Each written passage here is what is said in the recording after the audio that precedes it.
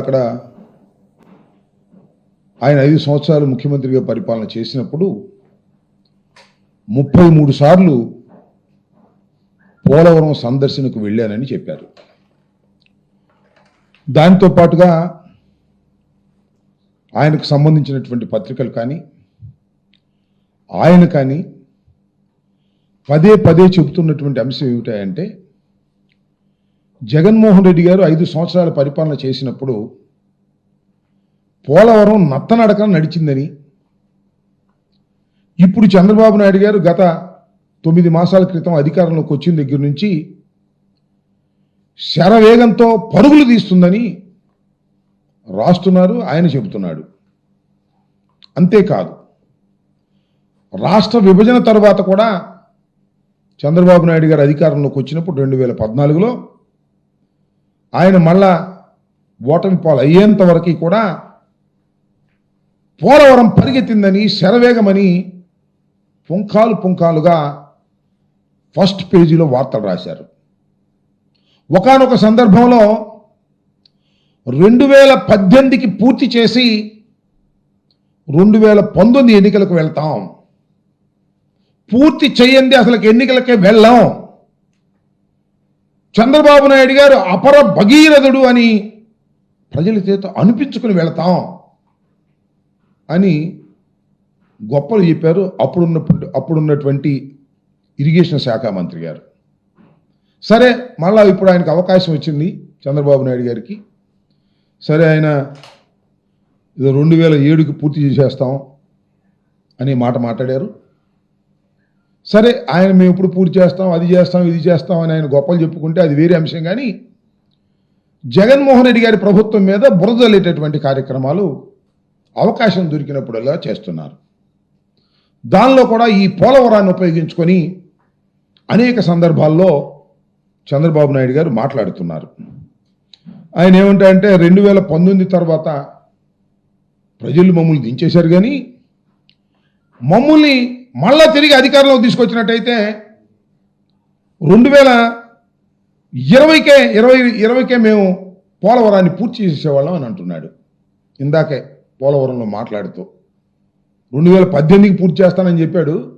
2019లో మళ్ళీ తిరిగి ఆయన అధికారంలోకి తీసుకొచ్చినట్టయితే 2020-21 కల్లా పూర్తి చేసేవాడట. ఇప్పుడంతా కూడా జగన్మోహన్ రెడ్డి గారు 5 సంవత్సరాల పరిపాలనలో విధ్వంసం చేసేశారట, పోలవరాన్ని సర్వనాశనం చేసేశారట. అప్పుడప్పుడు అంటున్నాడు కదా, రాష్ట్రంలో కూడా 14 లక్షల కోట్ల రూపాయలు అప్పు చేసి రాష్ట్రాన్ని సర్వనాశనం చేశారు అని. చివరికి లెక్కలు చూస్తేనేమో 6,000 కోట్లు. పచ్చి అబద్ధాలు, పచ్చి అసత్యాలు చెప్పి జగన్మోహన్ రెడ్డి గారి మీద బురదలాలనేటువంటి కార్యక్రమాన్ని చేస్తున్నారు. అదే పద్ధతిని ఇవాళ చంద్రబాబు నాయుడు గారు పోలవరంలో కూడా అదే పద్ధతిని అనుసరిస్తూ ఉన్నారు. చంద్రబాబు నాయుడు గారు 4వసారి ప్రమాణ స్వీకారం చేసిన తర్వాత ఒకసారి వెళ్ళాడు, మళ్ళీ ఇప్పుడు వెళ్ళాడు. పచ్చి అబద్ధాలు చెప్పేటటువంటి కార్యక్రమం చేస్తున్నారు. నేను అనేక సందర్భాల్లో ఇంతకు ముందు కూడా ప్రశ్నించా చంద్రబాబు నాయుడు గారిని, ఇప్పుడు కూడా అదే మళ్ళా ప్రశ్నిస్తా. ఎందుకంటే మళ్ళా చంద్రబాబు నాయుడు గారు అవే మాటలు చెబుతున్నారు కాబట్టి. నేను ఒక్క విషయాన్ని గౌరవనీయులైనటువంటి చంద్రబాబు నాయుడు గారిని, రాష్ట్ర ముఖ్యమంత్రి గారిని, 4వసారి ముఖ్యమంత్రిగా ప్రమాణ స్వీకారం చేసినటువంటి అనుభవశాలి, ది టాలెస్ట్ పర్సనాలిటీ అని చెప్పుకుంటారు, చాలా పెద్ద మనిషి అని చెప్పుకుంటారు. ఆయన్ని నేను ఒక్క ప్రశ్న ఈ సందర్భంగా అడగదలుచుకున్నా. ఆయన ఏమంటారంటే, జగన్మోహన్ రెడ్డి గారంట 5 సంవత్సరాల అధికారంలో ఉన్నప్పుడు పోలవరం నిధులను రాష్ట్ర ప్రభుత్వానికి మరలించారట. ఈ మాట మాట్లాడుతున్నాడు. పెద్ద మనిషి, అబద్ధాల్లో చాలా పెద్ద మనిషి, నిజాల్లో నాకన్నా చిన్న మనిషి. ఎందుకు చెప్తున్నానంటే, పోలవరం ప్రాజెక్టుకు కేటాయించినటువంటి నిధులను జగన్మోహన్ రెడ్డి గారు డైవర్ట్ చేశారు అనేటువంటి మాట మాట్లాడుతున్నారు. అయ్యా చంద్రబాబు నాయుడు గారు, ఈ విషయాన్ని మీరు నిరూపిస్తే నీకు సెల్యూట్ చేస్తా. సెల్యూట్ కాదు, సాష్టాంగ ప్రమాణం చేసి నీకు దండం పెడతా. ఎందుకంటున్నానంటే, ఇంత ఘాటుగా అసలు చంద్రబాబు నాయుడు గారు ఈ ప్రాజెక్ట్ ఎందుకు తీసుకున్నాడండి నాకు అర్థం కాలేదు. ఈ ప్రాజెక్ట్ ఎవరు నిర్మించాలి? ప్లీజ్ ఆలోచించండి ఆంధ్ర రాష్ట్ర ప్రజానీకం. ఇది ఆంధ్ర రాష్ట్ర ప్రజల చిరకాల కోరిక. ఒక విధంగా చెప్పాలంటే స్వప్నం. రాజధాని స్వప్నం కాదు, అమరావతి స్వప్నం కాదు, కానీ పోలవరం ప్రాజెక్ట్ అనేది చిరకాల స్వప్నం. ఆ స్వప్నాన్ని ఈయనే తీర్చడానికి వచ్చినట్టుగా మాట్లాడతాడు. ఆయన ముఖ్యమంత్రిగా ఉన్నప్పుడు 10 సంవత్సరాలు 9 సంవత్సరాలు దీని గురించి ఆలోచించలా. రాజశేఖర రెడ్డి గారు వచ్చి ఫౌండేషన్ స్టోన్ వేసి అన్ని పర్మిషన్స్ తీసుకొస్తే ఇవాళ అది నా కలల పంట అని కోసేస్తాడు సొరకాయలు వెళ్ళే. నేను అడుగుతా ఉన్న, రాష్ట్రం విడిపోయింది. విడిపోయినప్పుడు కేంద్ర ప్రభుత్వం ఈ పోలవరం ప్రాజెక్టు మీ కల కాబట్టి హైదరాబాద్ను మీరు కోల్పోయిన పోలవరం ప్రాజెక్టును పూర్తి చేసి మీకు మేము ఇచ్చే బాధ్యత మాది, అనా పైసతో సహా మాదే ఖర్చు అని చెప్పారే. ఏమండి చంద్రబాబు నాయుడు గారు, మీరు ఎందుకు తీసుకున్నారు? మీరు ఎందుకు కట్టాలనుకున్నారు? రాష్ట్ర ప్రభుత్వానికి ఏమి సంబంధం? కేంద్రం కదా కట్టవలసింది, ప్రతి పైసా కేంద్రమే కదా. నిర్వాసితులకు ఇచ్చేది R&R ప్యాకేజ్ కూడా కేంద్రమే కదా. మీరు ఎందుకు తీసుకున్నారు? 2016లో చంద్రబాబు నాయుడు గారు తీసుకున్నారు. ఎందుకు చెప్తున్నానంటే ఫండ్స్ని మేము డైవర్ట్ చేశామని చెప్తున్న సందర్భంగా నేను చెప్పదలుచుకున్నా, ఇక్కడ అడగదలుచుకున్నా. అసలు ఏంటో షరతు తెలిసే చంద్రబాబు నాయుడు గారు తీసుకున్న షరతు, ముందు రాష్ట్ర ప్రభుత్వం ఖర్చు పెట్టింది, వాళ్ళు రీఎంబర్స్మెంట్ ఇస్తారు. అంటే మనం ఒక 1000 కోట్లు ఖర్చు పెట్టామనుకోండి, ఈ 1000 కోట్లు కూడా లెక్క చూసి అయ్యా మీరు ఖర్చు పెట్టి మన నిజమేను మీ రాష్ట్ర ఖజానా నుంచి ఇదిగో ఈ 1000 కోట్లు తీసుకొని అని ఇస్తారు. నేను అడుగుతా ఉన్నా, ముందు మనం ఖర్చు పెట్టిన తర్వాత అర్థమవుతుందిగా మీ అందరికీ, ముందు మనం ఖర్చు పెట్టిన తర్వాత వాళ్ళు రీఎంబర్స్మెంట్ ఇస్తే డైవర్ట్ చేసే అవకాశం ఎక్కడుంది చెప్పండి? వాళ్ళు ముందు కేటాయిస్తే కదా డబ్బులు. అయ్యా మీ పోలవరం ప్రాజెక్టు 50,000 కోట్లు అవుతుంది, ఇదిగో ఈ 50,000 కోట్లు మీకు మేము ఇస్తున్నాం అంటే కదా మనం డైవర్ట్ చేసేది. ముందు మనం ఖర్చు పెడితే, ఎక్కడి నుంచి? రాష్ట్ర ఖజానా నుంచి ఖర్చు పెడితే ఆ ఖర్చు పెట్టిన డబ్బులు నిజంగా ఖర్చు పెట్టారా లేదా అని Polavaram project authority CWC check చేసి అప్పుడు మనకు డబ్బులు ఇస్తారు. ఎట్టా చంద్రబాబు నాయుడు గారు అసలు ఇట్లా ఆ ఫండ్స్ని డైవర్ట్ చేయడానికి ఎక్కడ అవకాశం ఉంటుంది చెప్పండి?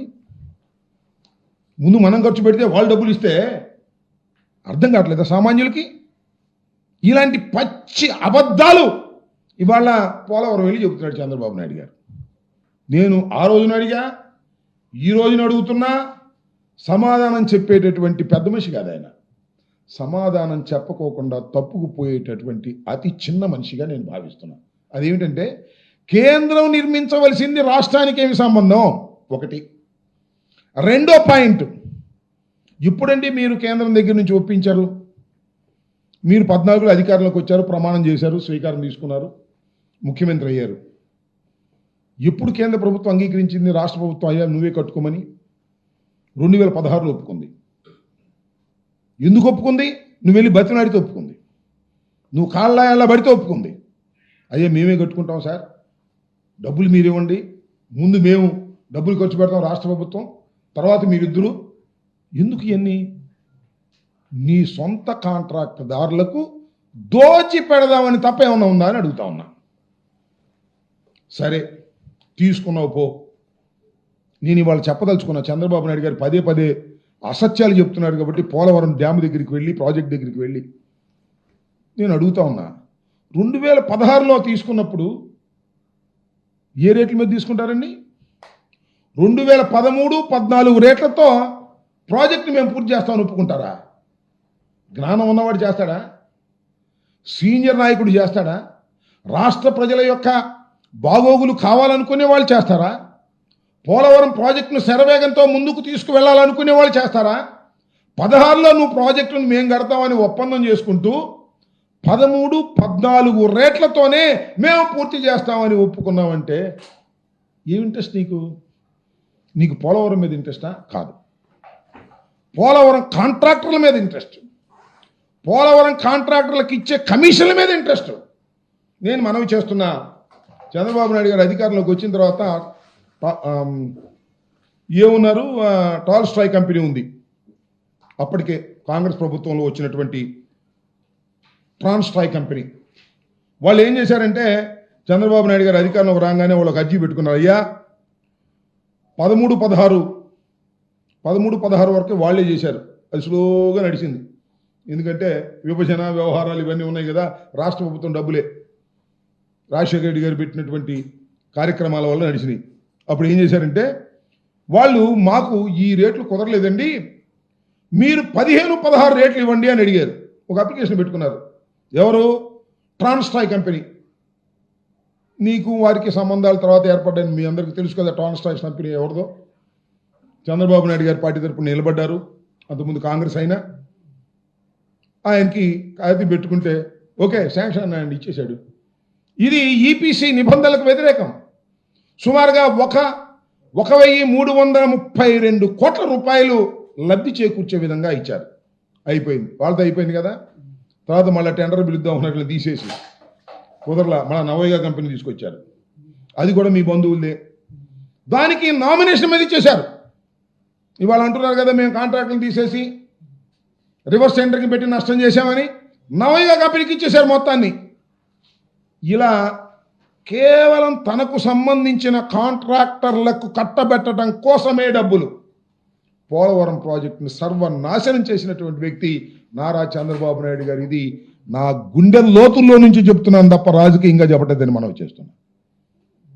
ఒకటి, కేంద్ర ప్రభుత్వం చేయవలసింది నువ్వు చేశావు, చేస్తానన్నావు. 13-14 రేట్లకి 16వ సంవత్సరం అగ్రిమెంట్కి వస్తావు. సరే వచ్చావు, కట్టావా చిత్తశుద్ధిగా. పరుగులు దించాడంట, 33 సార్లు వెళ్ళాడంట. ఎందుకండి వెళ్ళటం నాకు అర్థం కాలేదు. 33 సార్లు అద్దంకి సింగడ అద్దంకి వెళ్ళి వచ్చాడని ఎందుకు ముఖ్యమంత్రి వెళ్ళటం అక్కడికి నాకు అర్థం కాలేదు. వెళ్ళి అక్కడ ఏం చేస్తావు? ఉన్నోళ్ళందరినీ చెడగొడతావు, అందరూ నీ చుట్టూ తిరుగుతారు. అంత పెద్ద ప్రాజెక్టులో వెళ్ళావు, 33 సార్లు వెళ్ళి ఏం సాధించావు అని అడుగుతా ఉన్నా. ఏం సాధించాడు తెలుసా? గొప్ప విషయాన్ని సాధించాడు. ప్రపంచంలో ఎవ్వడు సాధించలేనిది సాధించాడు. సామాన్యుడికి కూడా అర్థమయ్యేది సాధించాడు. ఏంటంటే కాఫర్ డ్యాముల నిర్మాణం లేకుండా డయాఫ్రమ్ వాల్ వేసాడండి. దుంపదేగా ఎక్కడ చేయరు. ప్రపంచంలో ఏ ప్రాజెక్ట్ దగ్గర జరగనటువంటిది. ప్రధాన డ్యామ్ ఈషియర్ earth cum rock filling dam, భూమిలో ఉండాల్సినటువంటి పునాది అది డయాఫ్రమ్ వాల్. ఆ డయాఫ్రమ్ వాల్ నిర్మాణం చేయాలి అంటే 2 కాఫర్ డ్యాముల నిర్మాణం జరిగి వర్క్ ప్లేస్ డిసైడ్ అయ్యి అప్పుడు వెయ్యాలి. ఈ 2 కాఫర్ డ్యాములు నిర్మాణం జరిగిన తర్వాత నది స్పిల్వే ద్వారా డైవర్ట్ అయిన తర్వాత వెయ్యాలి. ఏం చేయలే. స్పిల్వే ద్వారా డైవర్ట్ కాలేదు, కాఫర్ డ్యాములు కంప్లీట్ కాలేదు, డయాఫ్రమ్ వాల్ వేసాడు. 33 సార్లు వెళ్ళి ఏం చేసావు స్వామి నాకు అర్థం కాలేదు. 19-20లో వరదలు వచ్చాయి. 17, 18, 19, 20లో ఆ వరదలకి కాఫర్ డ్యాములు లేకపోవటం వల్ల డయాఫ్రమ్ వాల్ కొట్టుకుపోయింది. స్పిల్వే దీనికి డైవర్ట్ కానందువల్ల కంప్లీట్ కాలేదు, నది డైవర్స్ కాలం కొట్టుకుపోయింది. దీని కారణం ఏంటంటే జగన్మోహన్ రెడ్డి గారు కారణం అంటాడు. ఎందుకు కారణం అంటే అప్పుడు కాంట్రాక్టర్ మార్చారంట. కాంట్రాక్టర్ మార్చడం నాకు అర్థం కాలేదు. సామాన్యుడిగా చెప్తారే, చిన్న ఇంజనీర్ నాడు చెప్తారే. కాఫర్ డ్యాములు కంప్లీట్ కాకోకుండా డయాఫ్రమ్ వాల్ వేసినటువంటి ప్రబుద్ధుడు బహుశా ప్రపంచంలో ఏ డ్యాము దగ్గర జరగలేదు. అది నారా చంద్రబాబు నాయుడు గారు సమక్షంలో జరిగింది. 33 సార్లు విజిట్ చేసినటువంటి మహానుభావుడు, అత్యంత మేధావి, పెద్ద మనిషి, మంచి అడ్మినిస్ట్రేటర్. ఏమిటి దౌర్భాగ్యం? వాళ్ళు వెళ్ళి పోలవరం దగ్గర కోసేస్తున్నాడు కోతలు. జగన్మోహన్ రెడ్డి గారు సర్వనాశనం చేశాడు, జగన్మోహన్ రెడ్డి గారు వల్లే నాశనం అయిపోయింది అనేటువంటి మాట మాట్లాడుతూ ఉన్నాడు ఇవాళ చంద్రబాబు నాయుడు గారు. అంతేకాదు, నేను ఇక్కడ మనవి చేస్తున్నా, చంద్రబాబు నాయుడు గారు కూడా గుర్తు చేస్తున్నా, తెలుగుదేశం వారికి కూడా గుర్తు చేస్తున్నా, తెలిసిన ఇంజనీరింగ్ డిపార్ట్మెంట్ వారికి కూడా గుర్తు చేస్తున్నా.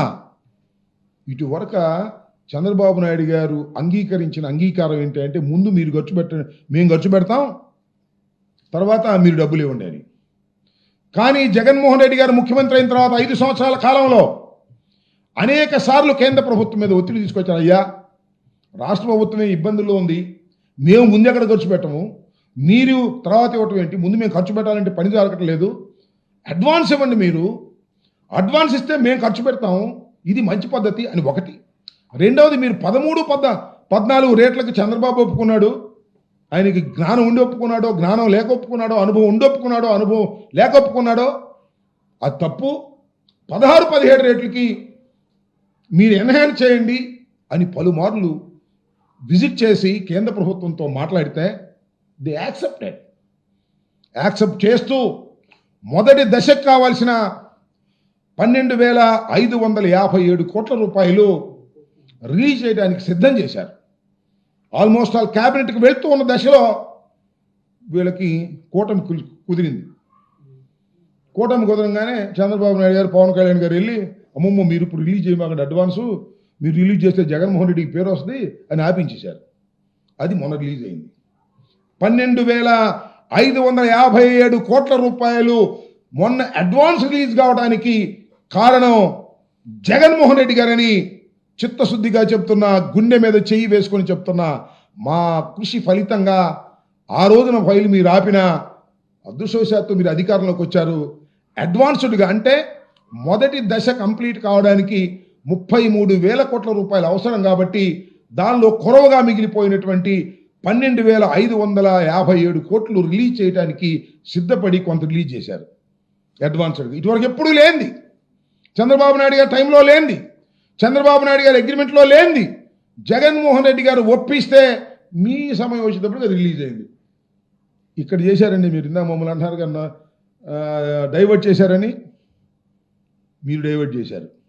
వాళ్ళు రిలీజ్ అయిన డబ్బులు ప్రాజెక్టు ఖర్చు పెట్టుకోకుండా మీరు జీతాలకు ఇచ్చే కార్యక్రమం చేశారు.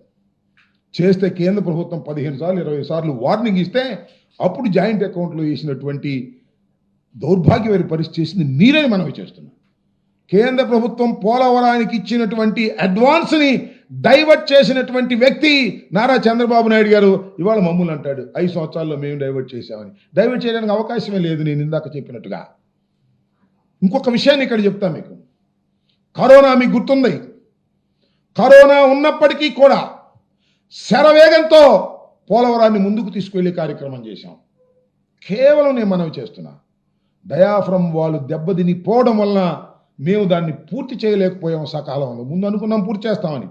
నేను వెళ్ళిన తర్వాత వెళ్ళి మాట్లాడి సీఎం గారితో చెప్పి డయాఫ్రమ్ వాళ్ళు దెబ్బతింది సార్, ఇది నూతనమైనటువంటి డయాఫ్రమ్ వాళ్ళు నిర్మించేంత వరకు కూడా ఇది పూర్తి చేయడం సాధ్యం కాదు అని చెప్పి ఒప్పించి ఎప్పుడు పూర్తి చేస్తామో కరెక్ట్గా చెప్పలేమనే విషయాన్ని కూడా ప్రభుత్వం తరపున తొలిసారిగా నేను చెప్పినటువంటి అంశాన్ని కూడా ఇక్కడ నేను గుర్తు చేస్తున్నాను. ఈ విధంగా పోలవరం ప్రాజెక్టుని సర్వనాశనం చేసేటటువంటి కార్యక్రమం చేసినటువంటి చంద్రబాబు నాయుడు గారు ఇవాళ మాట్లాడుతూ ఉన్నాడు. మీకు ఒకటి కూడా చెప్తున్నా, ఆయన చెప్తున్నాడు కదా మా కాంట్రాక్టర్ లేకపోవటం వల్ల ఆ కొట్టుకుపోయిందని. అంతర్జాతీయ నిపుణులు నేను మనవి చేస్తున్నా. కెనడా నుంచి, అదేవిధంగా అమెరికా నుంచి ఇలాంటి పెద్ద ప్రాజెక్టుల నిర్మాణంలో, ఎందుకంటే ప్రపంచంలోనే చాలా పెద్ద ప్రాజెక్ట్ ఇది, ది సెకండ్ వన్, వరల్డ్లోని సెకండ్ వన్ ప్రాజెక్ట్, అంత లార్జెస్ట్ ప్రాజెక్ట్. ఇలాంటి ప్రాజెక్టుల్లో అనుభవం ఉన్నటువంటి వ్యక్తులు కెనడా నుంచి కొందరిని, అమెరికా నుంచి కొందరిని పిలిచి ఈ డయాఫ్రమ్ వాల్ ఇష్యూలో ఏం చేయాలి మీరు సలహా ఇవ్వమని వైఎస్ఆర్ కాంగ్రెస్ ప్రభుత్వం అధికారంలో ఉన్నప్పుడే మేము దాన్ని స్విచ్ చేశాం. అయితే సమయానికి తెలుగుదేశం పార్టీ కూటమి ప్రభుత్వం అధికారంలోకి వచ్చిన తర్వాత ఆ కమిటీ వచ్చింది, విజిట్ చేసింది. కమిటీ చాలా స్పష్టంగా చెప్పింది. వాళ్ళకేమి చంద్రబాబు నాయుడు గారు, జగన్మోహన్ రెడ్డి గారు ఈ ఫీలింగ్సే ఉండవు కదా. స్పష్టంగా రిపోర్టర్ రాశారు, డయాఫ్రమ్ వాల్ దెబ్బతినిపోవడానికి కారణం కాఫర్ డ్యాముల నిర్మాణం సక్రమంగా చేయకపోవడం వల్ల ఇది జరిగిందని చాలా క్లియర్గా వాళ్ళు చెప్పినా కూడా మీకు సిగ్గు ఎగ్గులేదు. ఇక పోలవరం వెళ్ళటం జగన్మోహన్ రెడ్డి గారిని తిట్టడం, పోలవరం వెళ్ళటం వైఎస్ఆర్ కాంగ్రెస్ పార్టీని తిట్టడం, ఇలాంటి కార్యక్రమాలు చేస్తున్నారు.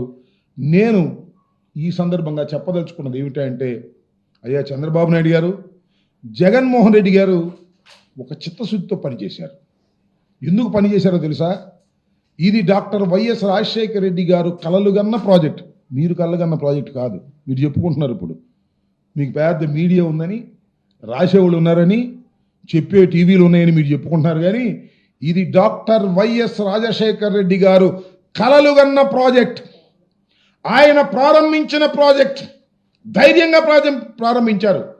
కేవలం ఆంధ్ర రాష్ట్ర నిధులతోనే పూర్తి చేయాలని ప్రారంభించాడు. కానీ ఆయన చనిపోయాడు. తర్వాత రాష్ట్రం విడిపోయింది. కేంద్రం నేను చేస్తానని ముందుకొచ్చింది. కేంద్రాన్ని చేయనీకోకుండా అడ్డం పడి కమిషన్ల కోసం ఇంత రాద్ధాంతరం చేసి పోలవరాన్ని సర్వనాశనం చేసేటటువంటి కార్యక్రమం చేస్తే జగన్మోహన్ రెడ్డి గారు అధికారంలోకి వచ్చిన తర్వాత ఈ 5 సంవత్సరాల కాలంలో ఈవెన్ కరోనా ఉన్నప్పటికీ కూడా చిత్తశుద్ధిగా వరుసని అన్ని పూర్తి చేసినటువంటి ఘనత జగన్మోహన్ రెడ్డి గారిని మనవి చేస్తున్నాం. ప్రారంభించలేకపోవచ్చు మేము, కానీ అన్నిటినీ కూడా దశల వారీగా మేము పూర్తి చేసాం. ధైర్యంగా చెప్తాను, లెక్క కూడా చెప్తాను దానికి నేను. ఎందుకంటే స్పిల్వే మీరు చేయలే, అప్రోచ్ ఛానల్ మీరు చేయలే, స్పిల్ ఛానల్ మీరు చేయలే, పైలట్ ఛానల్ మీరు చేయలే, మేము పూర్తి చేసాం. కాబట్టి పునాదుల వరకు మీరు అట్టట్లా చేశారు. అసలు నదిని డైవర్ట్ చేసినటువంటి ఘనత జగన్మోహన్ రెడ్డి గారిని మనం చేస్తున్నాం. మా ప్రభుత్వం 2021లో నదిని డైవర్ట్ చేశాం, సక్సెస్ఫుల్గా నదిని డైవర్ట్ చేశాం. మీరు వదిలేసినటువంటి కాఫర్ డ్యామ్, ఎగువ కాఫర్ డ్యాములు, దిగువ కాఫర్ డ్యాములు రెండింటినీ పూర్తి చేశాం. డయాఫ్రమ్ వాల్ మాత్రం 2వ డయాఫ్రమ్ వాల్ వేయవలసి వచ్చింది. దానికి నిపుణులు చెప్పారు ప్యారలల్గా మరొక డయాఫ్రమ్ వాల్ వేయాలని. ఇవాళ డయాఫ్రమ్ వాల్ మీరు వేసేటటువంటి కార్యక్రమం చేస్తున్నారు, మీ చేత ఏంచుతున్నారు. ఇవాళ మీ వల్లే అది నాశనం అయింది, దానివల్లే ఈ ప్రాజెక్టుకి ఇంత అంతరాయం కలిగింది. ఇన్ని వాస్తవాలు ఉన్నా కూడా మసిబూసి మారేడికాయ చేసి పోలవరం కోసం ఆయన కళ్ళగన్నానని, పోలవరం కోసమే నేను బతుకుతున్నానని, పోలవరం కోసమే అన్నీ చేస్తున్నానని ఇలాంటి అబద్ధపు అసత్య ప్రచారాలు చేసేటటువంటి కార్యక్రమం చేస్తున్నారు. ఇది ధర్మం కాదు. చిత్తశుద్ధిగా నేను చెప్తున్నాను, పోలవరం ప్రాజెక్ట్ అనేది చంద్రబాబు నాయుడు గారి తెలివి తక్కువతనం వల్ల, అనుభవంతుని తెలివి తక్కువ అంటున్నారేమో అని అంటున్నారు అనుకోమాకండి, తెలివి తక్కువతనం వల్ల, దురాశ వలన, కమిషన్లు కాజేయాలనే దురాశ వలన, సొంత కాంట్రాక్టర్లకు మేపుకోవాలనే దురాశ వలన ఇలా జరిగింది. తొందరగా వేసుకెళ్ళటం పోవటం, ప్రోటోకాల్ లేదు, ఏం లేదు, వేసేసుకోవడం పోవటం. అమరావతి కూడా అంతే. రేపు 26,000 కోట్లు తీసుకొస్తున్నాడు కదా, తినేయటమే, ఏం ఉండదు. పెద్ద ఆశతో సర్వనాశనం చేశారు. సరే, ఇప్పటికీ ప్రార్థిస్తున్నా, అయ్యా నీకు సమర్థవంతమైన ఆలోచనలు ఇవ్వాలని ఆ భగవంతుడు. మీరు త్వరితగతిన, నేను అంటున్నాను కదా 2027కి పూర్తి చేస్తామని, అయ్యా 2027కి త్వరితగతిన పూర్తి చేసి జాతికి అంకితం చేసేటటువంటి అవకాశం కలగాలని, తద్వారా రాష్ట్ర ప్రజలకి పోలవరం మీద కన్నా కలలు నిజం కావాలని నేను కోరుకుంటున్నా. అయితే ఇక్కడ ఒక పెద్ద తప్పిదాన్ని మరొకసారి చంద్రబాబు నాయుడు గారు పాల్పడుతున్నారు. అదేమిటంటే పూర్తి ఎత్తుదాకా కట్టడం దీన్ని 41.15K పరిమితం చేస్తూ కేంద్ర ప్రభుత్వం నిధులు కేటాయించింది. దాంతోనే సర్దుకుని 45.72కి వెళ్ళేటటువంటి పరిస్థితుల్లో చంద్రబాబు నాయుడు గారు లేకపోవడం చాలా దురదృష్టకరం. దాన్ని మాత్రం మభ్యపెట్టేటువంటి కార్యక్రమం చేస్తున్నారు. నేను మభ్యపెట్టదలుచుకోలేదు, కేవలం 41.15K పరిమితం చేసేటటువంటి కార్యక్రమం చేస్తున్నారు.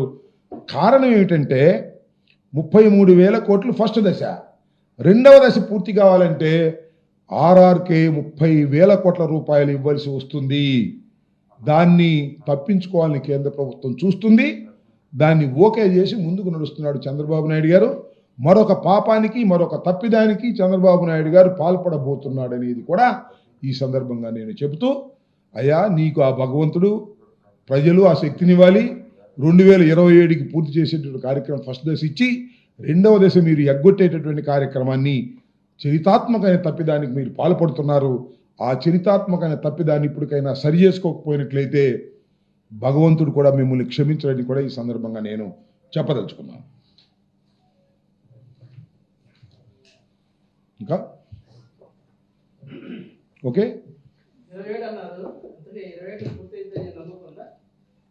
ఆయన చూస్తున్నారు కదా.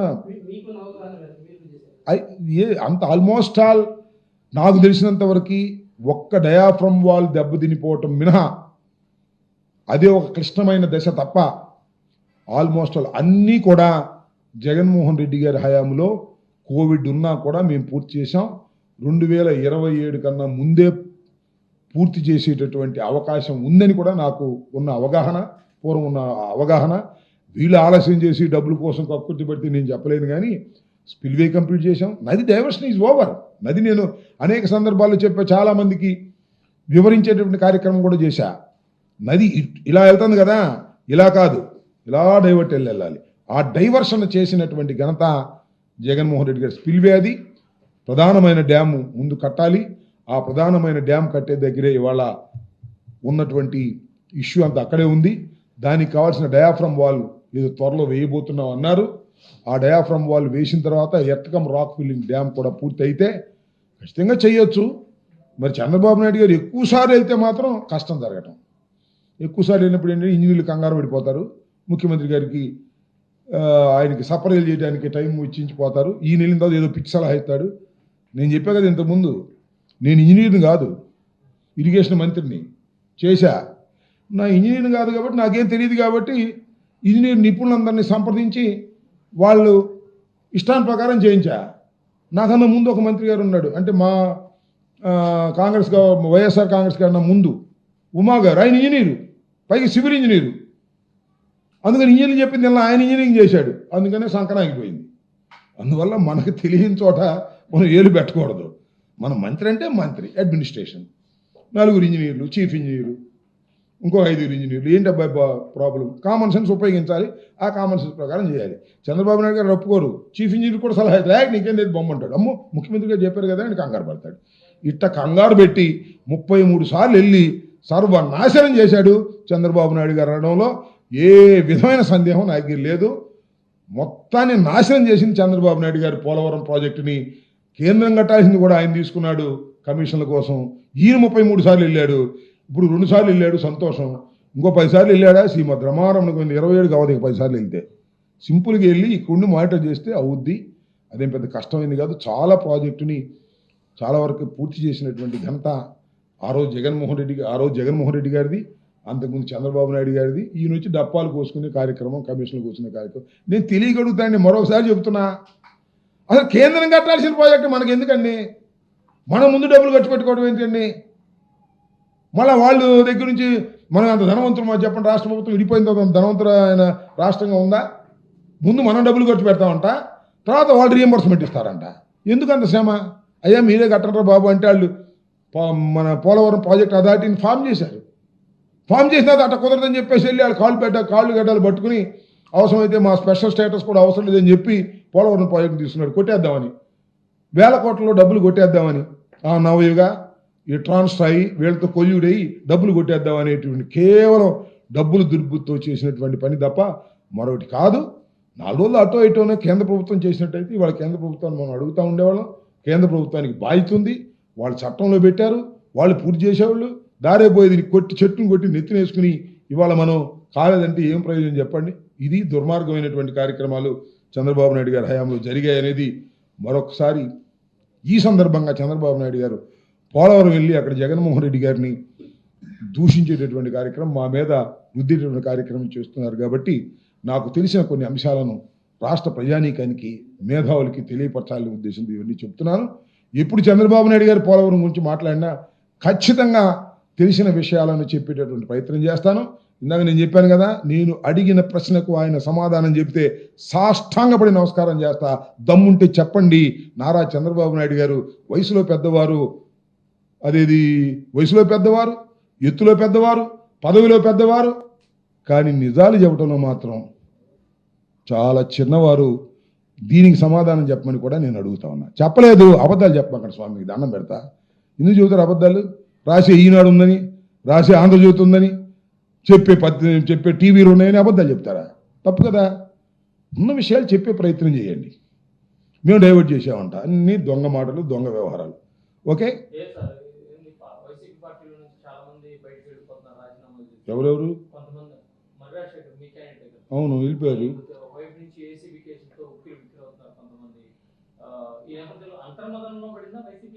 అంతర్మదనంలో ఎప్పుడు వైసీపీ పడదు, గుర్తుపెట్టుకో. అసలు అంతర్మదనం పడాల్సిన అవసరమే ఉండదు. అసలు వైసీపీ పుట్టింది ఎక్కడ, పెరిగింది ఎక్కడ, అధికారంలోకి వచ్చింది ఎక్కడ? వైసీపీ ప్రారంభమైంది ఇప్పుడు. ఒక్క విషయాన్ని నేను చాలా స్పష్టంగా చెప్పదలుచుకోవాలి, ఏంటంటే అధికారం లేనప్పుడు పోయే వారి గురించి ఆలోచించకండి.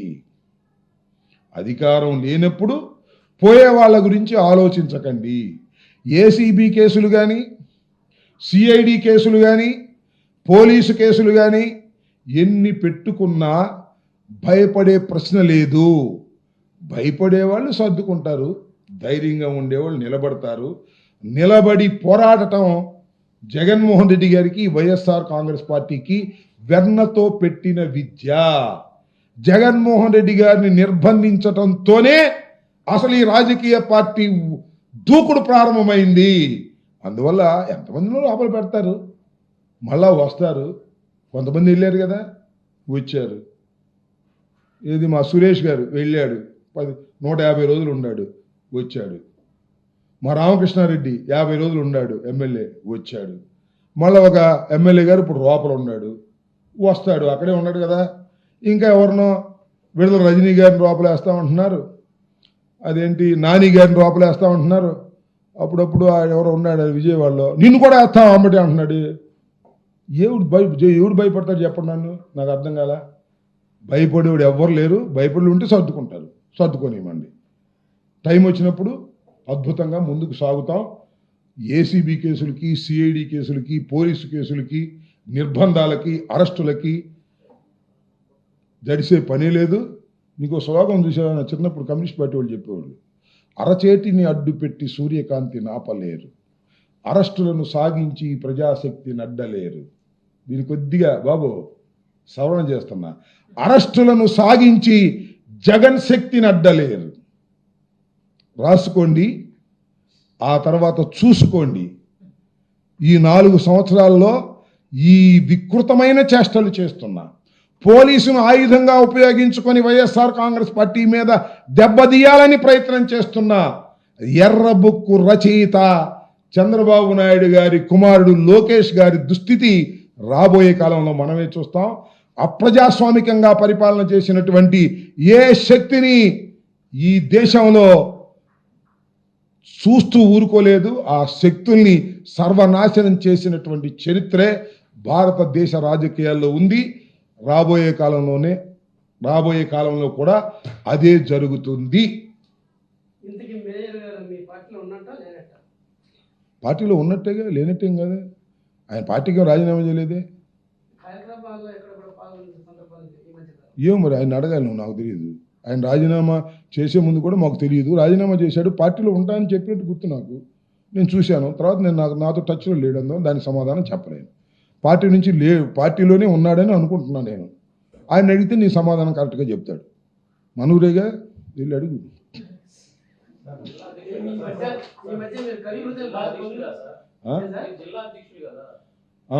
నాకు టచ్లో లేడన్నా, జిల్లా అధ్యక్షుడు అయితే ఏంటి, ప్రపంచ అధ్యక్షుడు టచ్లో ఏం చేయను. టచ్లో ఉంటే కదా చెప్పేది.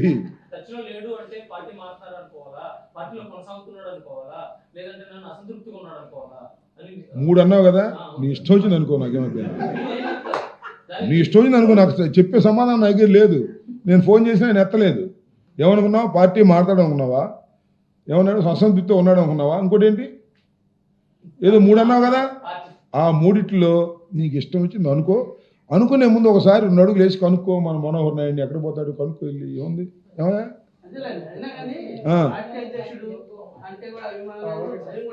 ఎవరికి నాకు తెలియదు ఆ విషయం. పార్టీ అధ్యక్షుడు అంటే అభిమానం లేదు, భయం లేదు మనోహర్ నాయుడికి అనే విషయం నాకు తెలియదు. తెలియని విషయాలు మనకి ఎందుకు చెప్పు. కవి హృదయం, నాకు కవి ఎక్కడున్నాడు, హృదయం ఎక్కడుంది. పొలిటీషియన్ అయితే అది కమ్యూనిస్టుల కమ్యూనిస్టు స్లోగన్ అయ్యా, కొద్దిగా మారుస్తాం. కవి అంటే సొంతంగా రాసేవాడయ్యా, కాపీ కొట్టేవాడు కదా. నేను అక్కడ కాపీ కొట్టి చెబుతున్నాను, ఎందుకు మొహమాటం దీనిలో. కాపీ కొట్టి మార్చాం కొద్దిగా.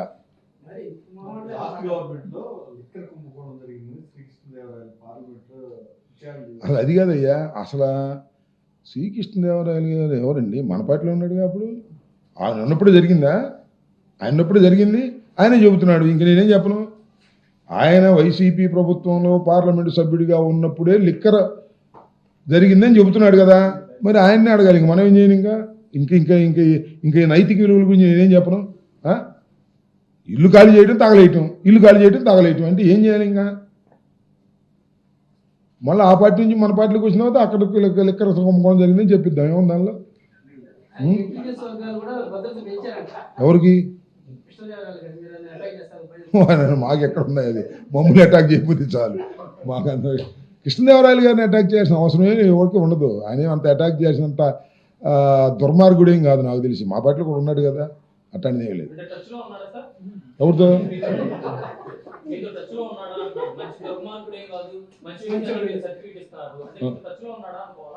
టచ్లో నాకేం లేడే, నాకు టచ్లో ఎందుకు ఉంటాడే? మంచివా అంటే ఆయనతో 5 సంవత్సరాల పాటు ఆయనతో మేము నడిచామయ్యా. మాతో పాటు ఆయన నడిచాడు 5 సంవత్సరాల పాటు. మా పార్లమెంట్ సభ్యుడు, మాతో సన్నిహితంగా మెలిగాడు. ఒక కంచంలో తిని ఒక మంచంలో పడుకున్నంత సామెత లేదు, కానీ చాలా సన్నిహితంగా మెలిగాం కాబట్టి చెబుతున్నా. దుర్మార్గుడు కాదని చెప్పా. కాకపోతే ఇల్లు ఖాళీ చేసి మా ఇల్లు పోయిందే ఇల్లు మా తగలేద్దాం అంటున్నాడు. అంటే తప్పన్నా అని చెబుతున్నా. తప్పునైనా కృష్ణదేవరాయలు గారు, మీరున్నప్పుడే కదా ఇక్కడ కుంభకోణం జరిగిందని మీరు ఆరోపిస్తున్నారు. అలాంటి ఆరోపణ తప్పు. మీరు అట్లా ఆరోపించే అర్హత మీకు లేదు అని చెబుతున్నా.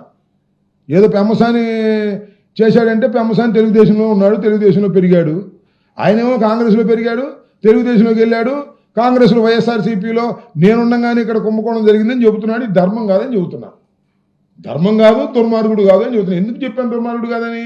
ఆయనకి ఏదో పోలీస్ బందోబస్తు పెట్టారని, ఆయన మీద ఏదో అటాక్ జరుగుతుందని అంటున్నాడని. అటాక్ చేయాల్సిన దుర్మార్గుడు కాదని చెబుతున్నా.